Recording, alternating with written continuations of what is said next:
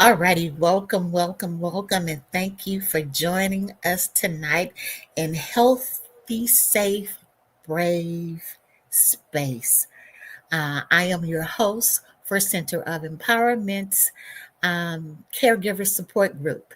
And we want to say thank you for joining us. Please, by all means, let me know. When I say us, I sound like it's somebody else outside of me.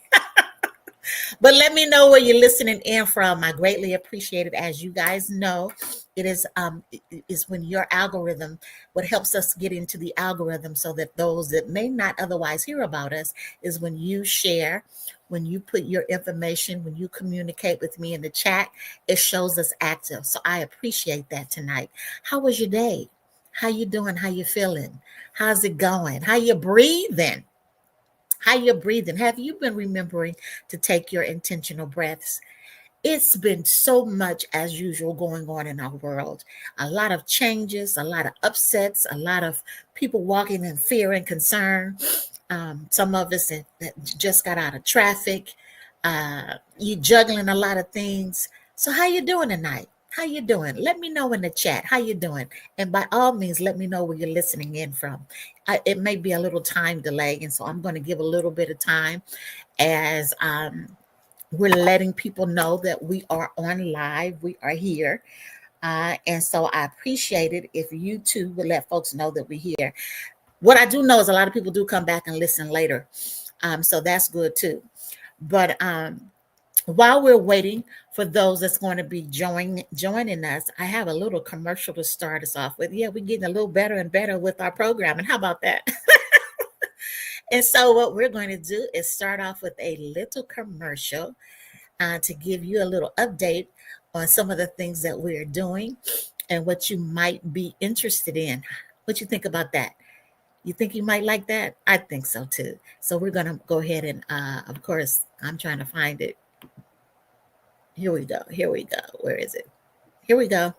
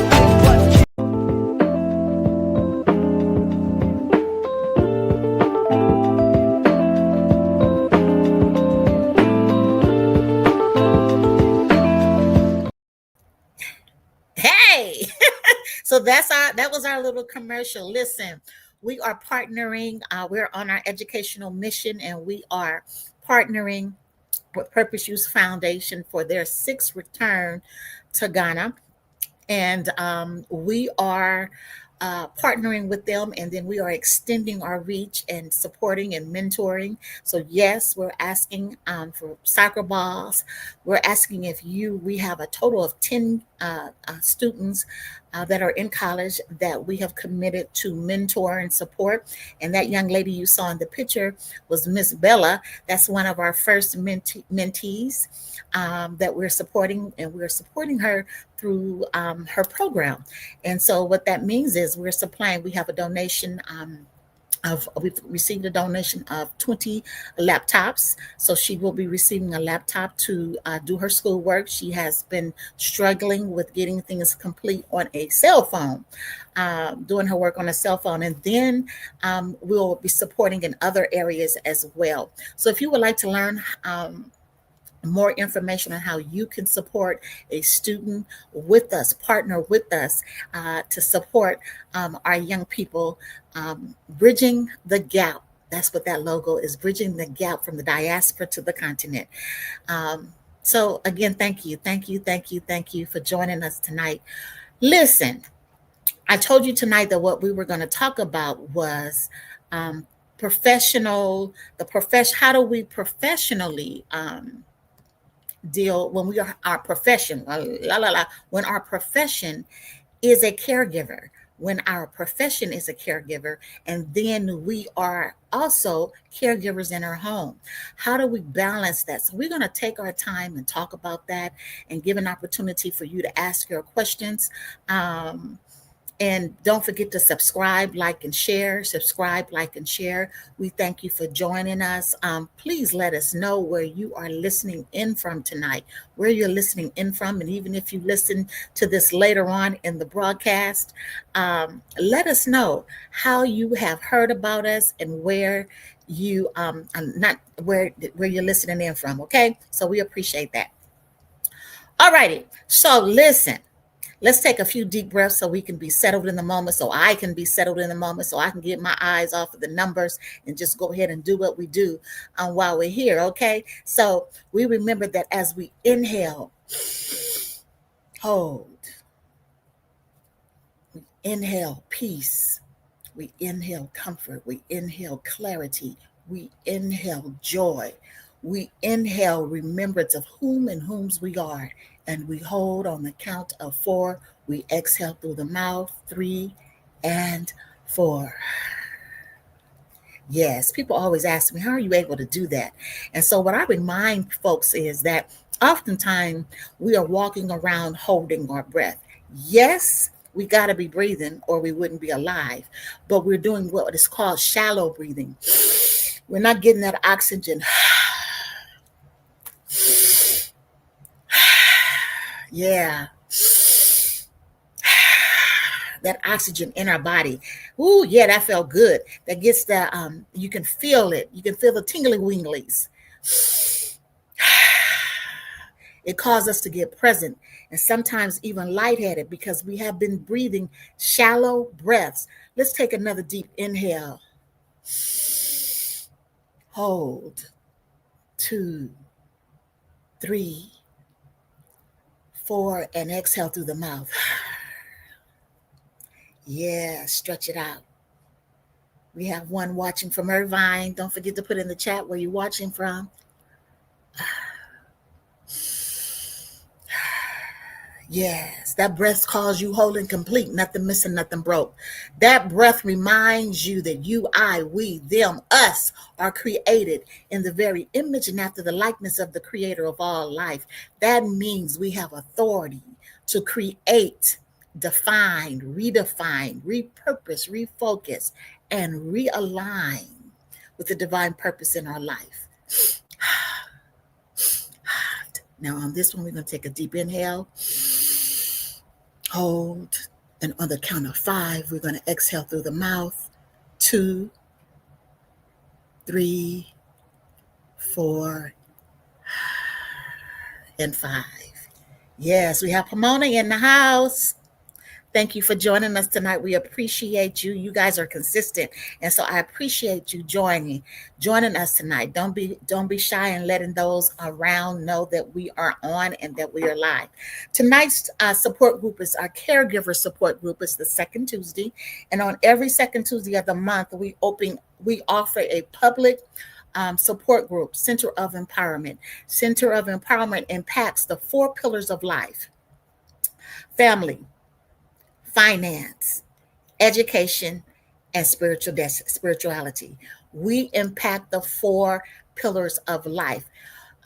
We recognize that when they're out of alignment, when we are not in alignment in those 4 areas, those 4 pillars of life, which are interconnected, that we find just a tad bit of chaos in our life. And we don't want to walk in chaos. We want to walk in harmony and alignment in the face of change and perhaps chaos too.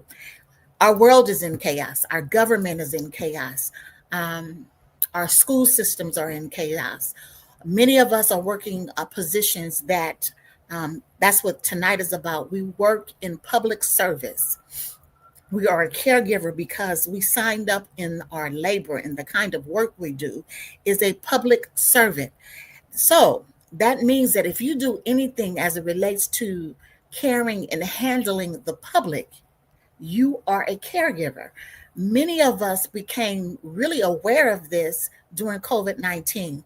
We recognize that our work and as much as cashiers and hospitality and Uber drivers, we don't often think that they are caregivers because they have the public in their hands. So how they handle the public, right? Customer service, um, determines and it affects the public. It affects the client.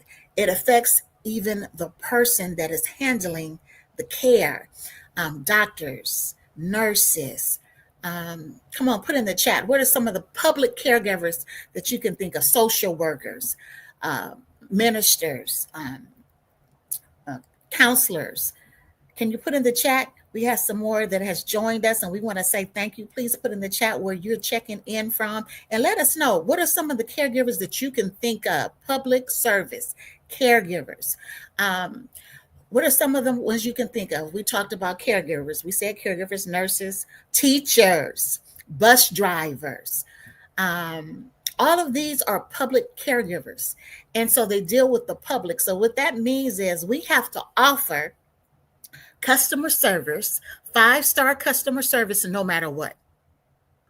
We have to offer 5-star customer service no matter what. At least that's the intention and that's the goal. So sometimes what happens is when we are imbalanced or we are in conflict with the work that we're doing, we will find out that it affects our overall well-being, right?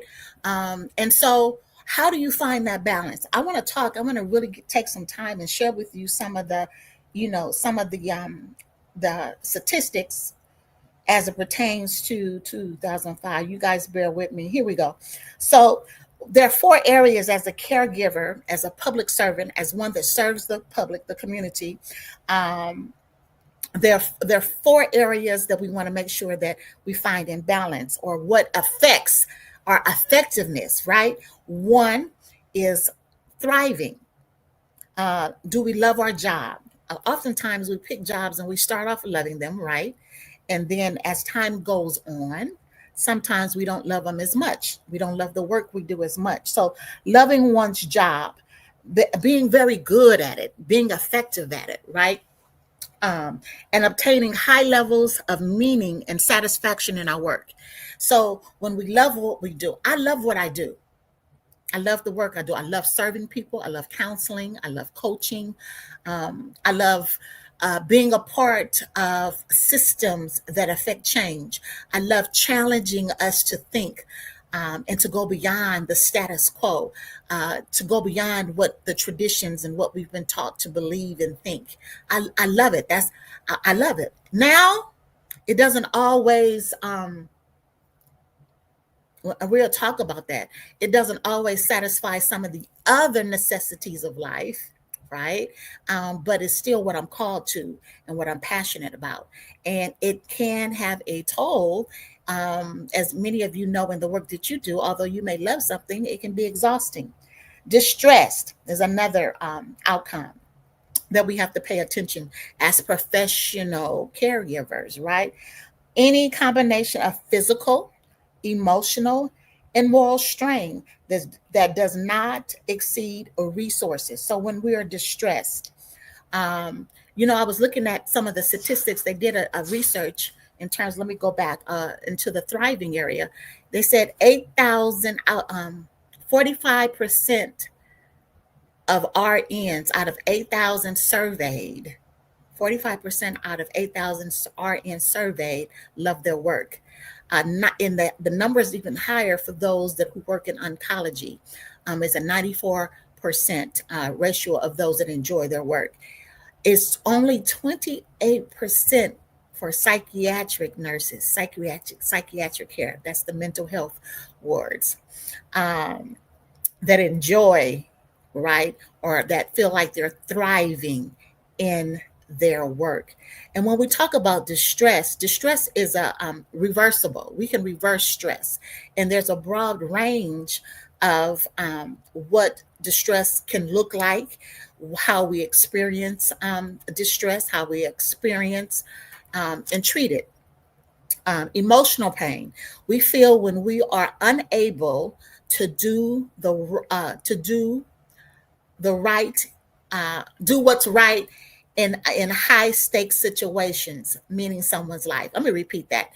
Emotional pain, distress is emotional pain when we feel we are unable to do right by those in high stakes situations.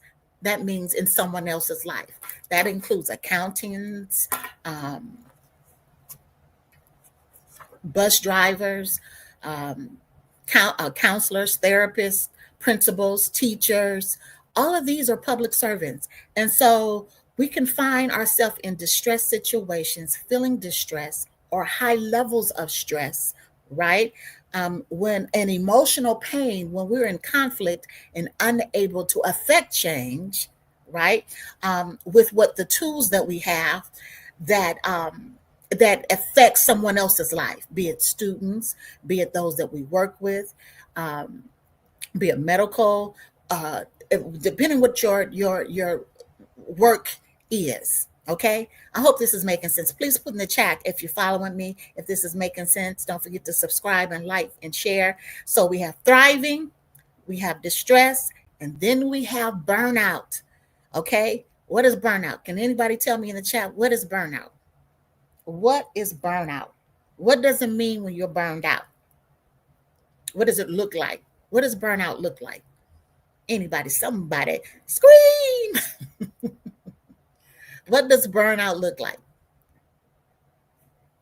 You don't mind putting it in the chat for me. What does burnout look like? Exhaustion is one thing. Loss of compassion. This is when we go to the doctor's office sometimes and we see doctors and nurse practitioners and they seem very disconnected, right? Or even as a counselor, we have to, and a therapist, we have to be cognizant and aware of burnout because it can cause us not to have the empathy that is needed to do the job, right? To empathize. We can have burnout in any of our public service work when you deal with the public, because you're dealing with an array of people that have an array of an emotional pain that they're dealing with, stresses and triggers and traumas that they are dealing with. And so that can have an effect on the work that you do if we don't know how to find balance and release the discomfort of burnout and distress. All right. Persistent and impairing emotional exhaustion is burnout. Loss of compassion and reduce job satisfaction. The work, you loved it, but it's not the same. You don't enjoy it as like you used to. You thought this is not what you envisioned in this profession. This is not what you thought. You're not as satisfied as meeting and seeing and talking to clients, serving,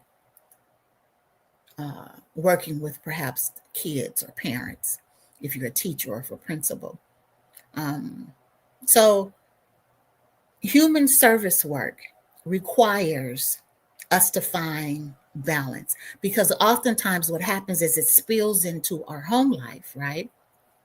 And it affects the equilibrium in our home life with our partners, with our children, and how we are navigating and going through that. All righty. Anybody got anything y'all want to share in the chat? Anything you want to share in the chat before I go on a little further, a little further. All righty. No, y'all ain't got nothing to say to me. Nothing at all. All righty. It is said that burnout is high with medical doctors, 40 to 54%, RNs, 35 to 45%, and social workers is 30, well, it's high. The burnout, the unsatisfaction of work, rather, is 39%.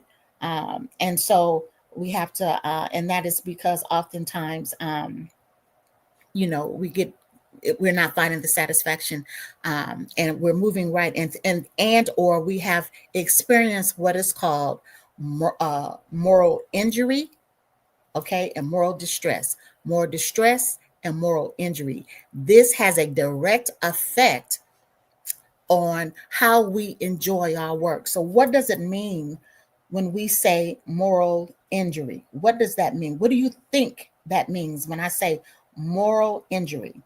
What do you think I'm talking about? In the chat, can you put it in the chat? What do you think I'm talking about when I say moral? Well, let me back up. Moral injury or moral, moral. What is moral? Let me put it here. Moral distress and moral injury. What is that? Anybody knows? Anybody have any ideas? Any ideas of what you think that might be? Don't be shy. Can't nobody see you. All you got to do is type it in the chat. Let me know what you think. Hmm? Hmm? Yeah?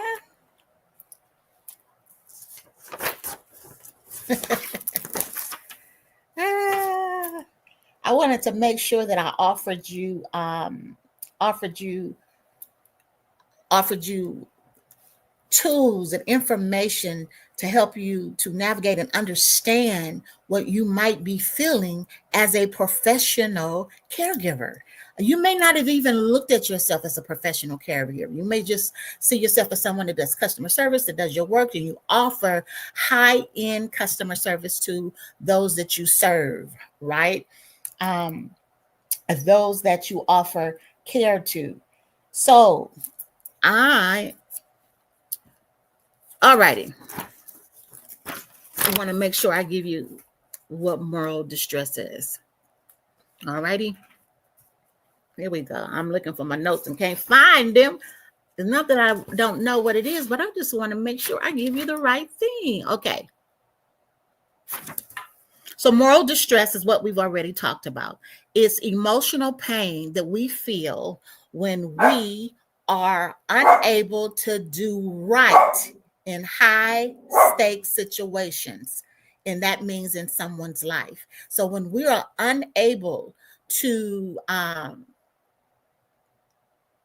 honor the mission statement, or I know when I was a social worker, there was many times, or an eligibility worker, there was many times I wanted to help a client, right, that genuinely needed help and service, but I was unable to help them maybe because of a slight difference in income, or what they were receiving, not really income. They, even for medical care, when you look at the medical services, that there could be a $5 difference, and they're not able to get the Medi-Cal.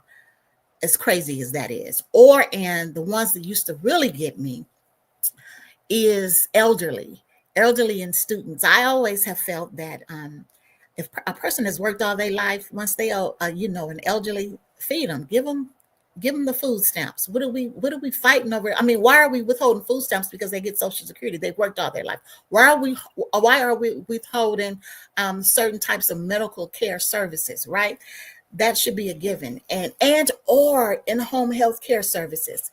And oftentimes what would happen is, because of what one was receiving as it pertains to Social Security benefits, we was not able to grant them in-home health services, Medicare and Medi-Cal services that was needed, because they may have been over a certain income range, right? It could be a difference as much as $5, $10, not much, but we wasn't able to offer it.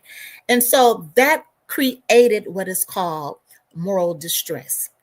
It's moral distress because I'm in a position where I'm not able to service the client, right? And you may be able to think of some situations in the work that you do where you're not able to service the client.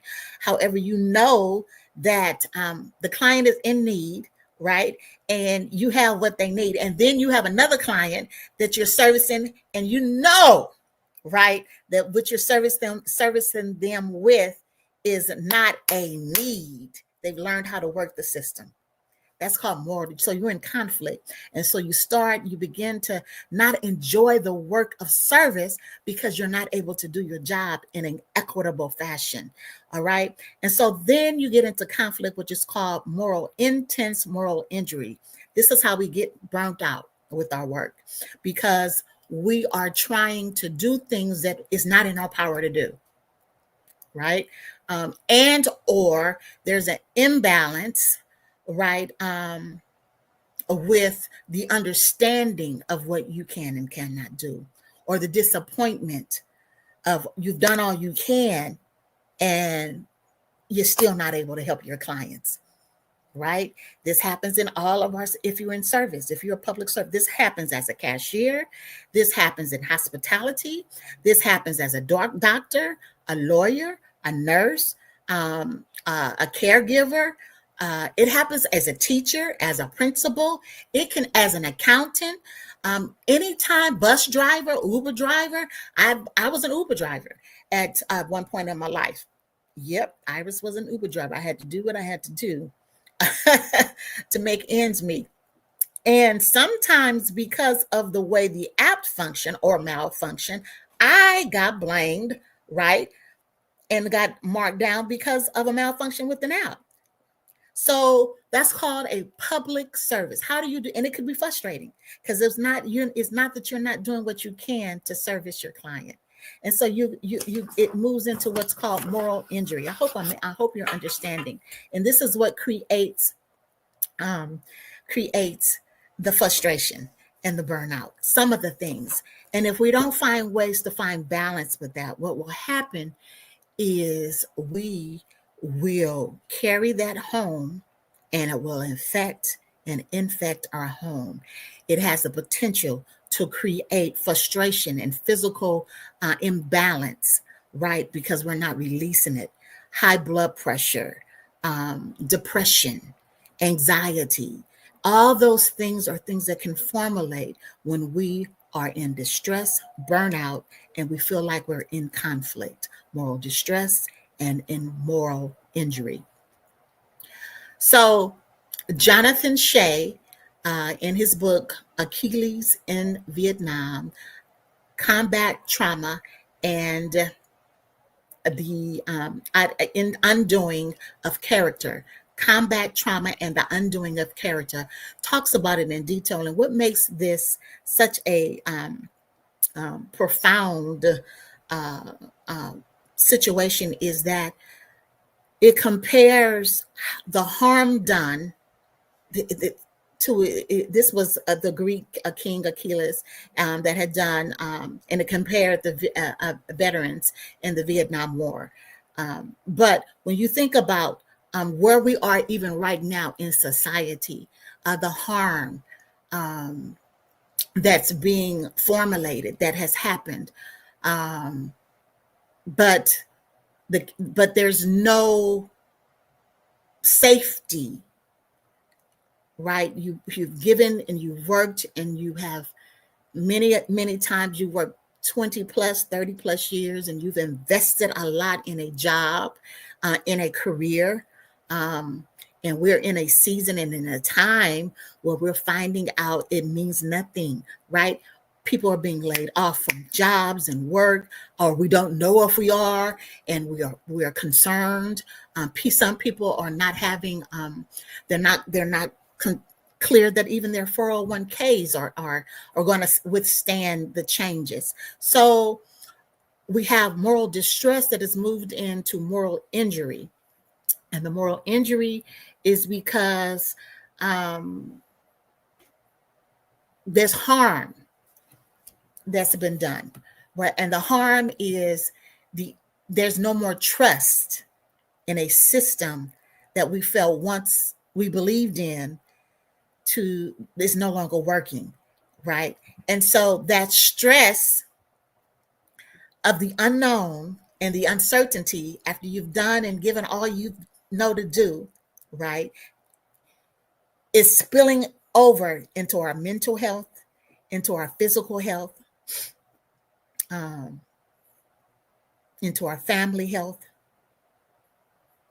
And so, how do we now navigate through that? How do we find peace? How do we get out of the chronic pain? Some of you ever felt like your body is just aching, chronic pain? And how do you get out of that? How do we move from that? How do we move from the physicality of illness, high blood pressure, the mental challenge of depression, anxiety, and some even suicidal ideation? And that is feeling like it would be easier if I was just not even here. If you feel guilty in even acknowledging that that is a backdrop conversation, that creates another layer of unhealthy behavior, right? Overeating, over drinking, over TV watching, over sexing, checking out. So we have to find ways to find balance. So, and how do we do that? How do we start and begin to relieve the mental stress? Anybody got anything y'all want to say in the chat? Because I'm doing a whole lot of talking tonight. Anything you want to share? Any questions you have for me so far? Anything at all? Any questions at all? So when we're public servants and when we are the ones that are providing for our families and may be even responsible for the elders in our life, taking care of parents and grandparents, or taking care of children, and taking care of the family and friends that we're responsible to take care of because they're the elders in their life, and that we're responsible for. How do we begin to find the balance? How do we begin to navigate the world of burnout, the world of not feeling in moral distress and in conflict with moral injury? How do we get to that place of finding some balance? Any thoughts on that from the chat? So one of the things you just heard my dog bark in the background. And so one of the things that we know, the animals, we're emotional beings. And to say that we're not emotional beings is to not even acknowledge that you're human. We are emotional beings. And we communicate our feelings in different ways. Some of them in toxic ways and unhealthy ways, and other times they're healthy. Dogs and animals, they have a language of their own. They wag their tails, okay, when they're happy. Their ears perk up when they're in alert and they're listening. They may bark if they like something or don't like something. Humans, we use facial expressions, gestures. I've been using my hands, all right? The tone in our voice. I can say something to my child. I can say something to my dog, and Zoe will know when she needs to adjust. She'll know to get out the way to go to her bed. My son will say, "What's wrong?" He'll hear an inflection in my voice or hear a sound that is not. It indicates and implies I'm either upset, I'm sad, not feeling well, right? I'm frustrated. Face, voice, tone, all conveys language, communication of how we're feeling. We do this in our work environment, our occupation, and we do this in with our families, right? But what often happens, we ignore our emotions and we suppress them. And the longer you do that, the higher increase you have of illness, depression, anxiety, chronic pain, inflammation in the body, okay? and high blood pressure or even high sugar, which can be created because of our diet, right? So the way that we monitor our physical health, our mental health, and our spiritual health is determined in our ability to, that's right, pause and be authentic with how and what we are experiencing. Is it fear, the fear of uncertainty? Is it the disappointment that this job and this work is not what I thought it was going to be? Or is it because I thought I would have more control over impacting the lives of other human beings, only to find out that I don't? We have to be authentic. We have to remember, once we have done all we can do in the work that we do outside of home, we've given it our best, right? And we learn how to, we call it, in some of the work and training that I've done, we call it clearing, so that you don't carry the energy and the frustration from one client to the next, right? You got to clear your mind, clear your body. You must pause before you go into your home, before you see the next client, before you pick up the phone call. You have to clear. So clearing can look like, talking to a coworker and saying, this is how I feel, this is what happened, and I need to release and let this go before I go deal with the next one, the next customer. Clearing can be pausing, sitting, and looking at, okay, that client was upset. That has nothing to do with me personally. Although it felt like a personal attack, now it doesn't have anything to do with me personally in terms of the work and the that I've given, that I've done, right? And even in our homes, sometimes because we have not allowed ourselves the space to clear, our home front, our castle, right, is where we do it. It's our safe space. At least we hope it is.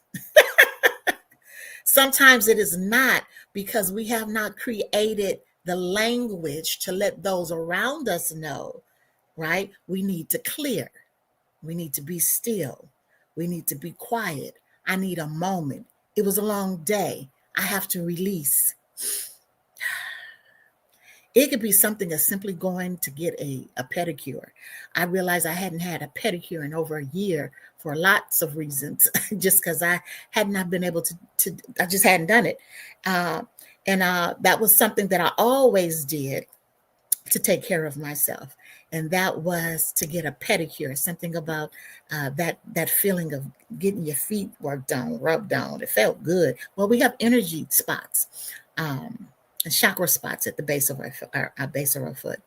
So we have to create a language, and we have to make sure those, and a clearing, and we have to make sure those around us know what that language is, what that clearing is, what those agreements are, okay, within our home and in our work environment. This includes co-workers. This includes those we may be supervising and leading, right?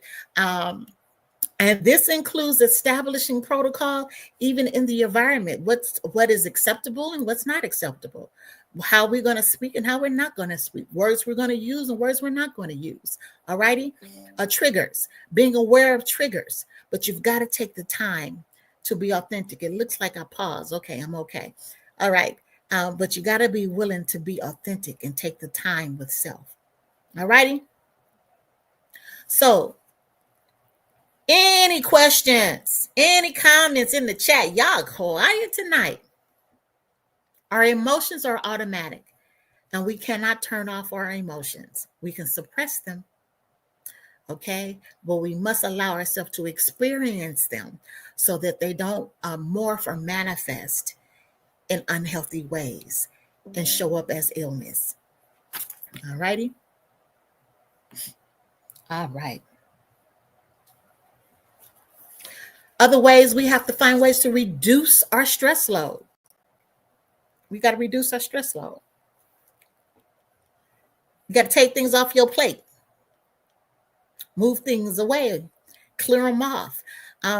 There are times when our plate is running over. We got to get a bigger plate, right? There's a times in our life when that happens, when we're on a mission and we're on a goal and we have things that we want to accomplish. But what I've learned in this journey is you cannot operate at 150% all the time. Your body will give out and your family will not sustain itself. It is too much pressure. It's too much pressure on your mind. It's too much pressure on your spirit. And it is too much pressure on your physicality. You must find balance. Balance is acknowledging, right, that I have created a success plan based on imaginary feel good experiences, which is why we find the disappointment in careers right after we get there, because we think it's going to satisfy something on the inside of us. It's important that we know what our divine purpose is. It's important that we remember that 9 to 5s oftentimes are vehicles, conduits that offer us opportunity to get to the divine purpose, to do what we love. Sometimes we don't do what we love in our 9 to 5, and we get frustrated with that. And if you start getting older in life and you still feel like you haven't been able to do that, and you're at the retirement age, and now because there's been such a change in our world, in our society, right? So Social Security is not sure, for 401k is not sure. Nothing is sure anymore. They even tell us the banking systems are not sure. Don't keep all your money in one place if you got any. And what we're finding is, as we're settling down, that we really have been living beyond our means. We've been using a lot of credit, right? And if you're in California, housing is off the Richter scale. Gas, food, nothing has changed. And we're getting older. And so we're wondering, when they've moved the retirement age from 65 to 67. And I think that now, I know because I checked, if you work till you're 70, they'll give you an extra, $500 to work till you're 70 years old. So things have changed and they're not going back. So that's stressful. So we have to be authentic, tell the truth about what we feel, where we are in the process of our profession, our occupations, what we're doing, what we like, what we don't like, and how can I now adjust in this change, in this transformation? How do I right size up? How do I get out of fear and moving in fear, right? And now move in clarity and alignment with the energy and the power and the authority that's given to me through the power of breath. Remember, we breathe to settle us, to get us in alignment in our thought and clarity. That's where we are right now. We're in the opportunity. During COVID-19, I'm going to close with this. COVID-19, it was an opportunity for many of us to reset. And many of us did. We reset. Some of us went back to school. We got degrees. We started businesses. Some of us made more money than you ever did in your life. Some things happened, right, that you didn't expect. Some divorced, some married, some moved, some bought houses, some bought new cars. All kinds of stuff happened in COVID-19. It was an opportunity to reset. What was amazing is shortly thereafter, we were allowed to go back into the world. Everybody got back into business as usual. It was amazing to me. Road rage, frustration, anger, not enough time, running from here to there, trying to get everything done. We lost the reset just like that. We got unclear about purpose. Some of us, not all of us, some of us. And some of us it was in purpose, but we haven't been able to adjust to this new change, this new thing that's happening in the world, this new war, this new technology, this new experience with AI and how the government is changing things that we thought was going to be there forever. So we have to adjust to that. We have to honestly look at where we are and what we are going to do to right size us through this journey. Our ancestors, That's your deceased grandparents and parents and uncles and elders. That's who your ancestors, and those even from years and years and years ago lived. Let me rephrase that. Survived. They fought for survival so that we can now live. So, what is the pattern? What is the pattern when we look at the pattern? What is the pattern for us to not only survive and get out of this to the other side, but to thrive? What's the pattern? I said last week that each century goes through major change, technological change, industry change, how we do business, how we exchange money. Every century, the 19th century, the 20th century, the 21st century, and we're seeing change again. Don't forget to subscribe, like, and share. Subscribe, like, and share. And we're seeing it again. We're in the first part of we're in year 25 of the 21st century.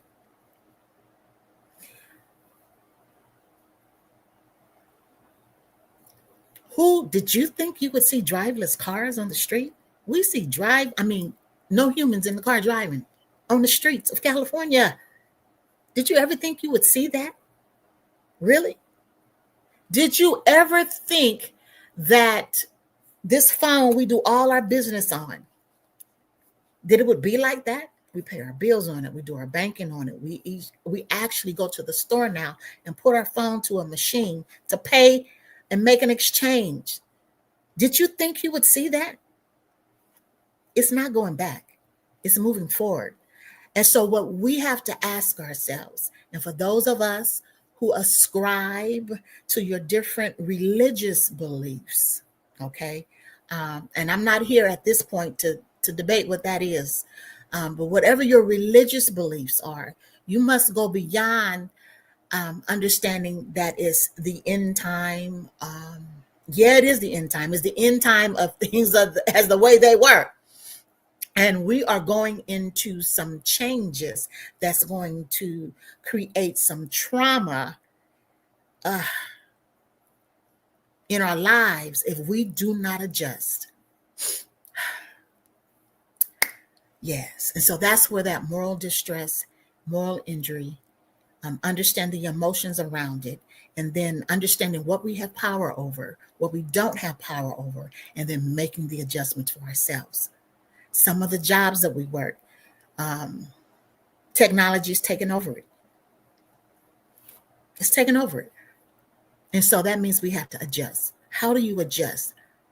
How do you move your money around? How do you your housing? What do you need? We need to do to ensure that the generations coming behind us, that we're not only educating them and leaving them a legacy of resilience and spiritual soundness and education and history and creativity, but we're leaving them a foundation that they do not have to rebuild, that they're coming in on a foundation that's solid and strong. That's principles. What are the principles that you live your life on? That's what's going to sustain us. Those principles will call us forward to do what is necessary to ensure what we need to do, how we need to pivot over the next couple of years. All righty. I hope and pray. It is my prayer. It is my desire. It brings great emotions right now, because it is my prayer. It is my desire that tonight you heard something that ignited you, inspired you, encouraged you, encouraged you, inspired you to not just be motivated, but to really get down and dirty honest with yourself. I've had to do it. I'm doing it, still doing it. I've had to get clear about a few things. Some of us have storage units. I might as well go and put it out there. Some of us have storage units that we've had for longer than a year or two, and you haven't even been to it. You got stuff in your garage you haven't even looked at. You got things in bins and boxes that you're not even using. It's time to release and let that stuff go. How can anything else come in when it's cluttered? This is cluttered. Stuff around you is cluttered. We've got to release. We can't take it with us, no way. And I'm a living witness after watching my mother, my father, my grandparents, and several aunties and uncles leave this life. Most of the things that they felt important, you know what we did? We kept some of it. I kept a lot of it and just recently started releasing some things. We can't hold on to all that stuff. We can't. You got to find a way to memorialize it so that the generations, so the griots, so that we are griots and we're carrying it forward to our generations without creating expense and heaviness and clutter.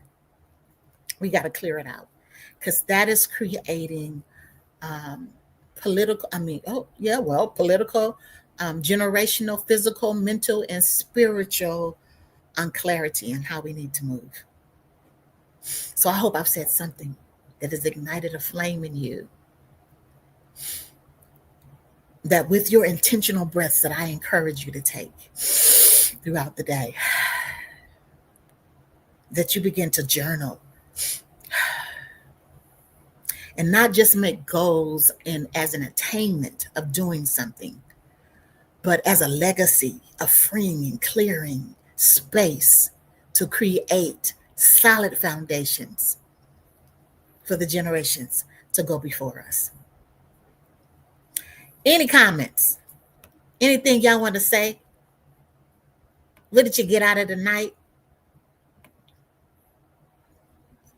Anything at all? I appreciate you and truly appreciate that you have joined in. Um, Listen, this will be up live afterwards. Remember that you can give to the Center of Empowerment. We give it back into the community. We are serving as many as 200 families and individuals a week, groceries. Yeah, we did the numbers and we're doing up to 200 families a week with groceries. And so you can give at coinpm.org, Venmo at Center of Empowerment, and then Give Liffy. I know I didn't say it correctly. At Center of Empowerment, we are building bridges of hope that goes beyond solutions for families in transition. That means for the working public, many of the working public are unhoused, living in cars. Or doing all they can to keep their house and don't have much else. And so we are offering programs and services that sustain their life of where they are and help to shift and change the shift and transform the trajectory of their lives. And so we want to say thank you for partnering with us, and we will see you on the next go round. I might hang out a little bit afterwards. Let's see as we get on up out of here. Again, thank you, thank you, thank you for joining us. Don't forget to subscribe, like, and share. Check us out on coinpm.org. And it's been a plum pleasing pleasure. Thank you. And we will see you next time. Let me partner. Let me partner with you as you walk through this next chapter of your life. Let us unpack the blocks, the blind spots together and get to the next level, your divine purpose in this season. Let's help you shed the weight that distracts from you living in fulfillment. Meet me in my healing space. Confirm with me today. Let me partner with you as you walk through this next chapter of your life. Let us unpack the blocks. Thank you for the good vibes and for joining in the conversation tonight on Marriage Gone Divorce.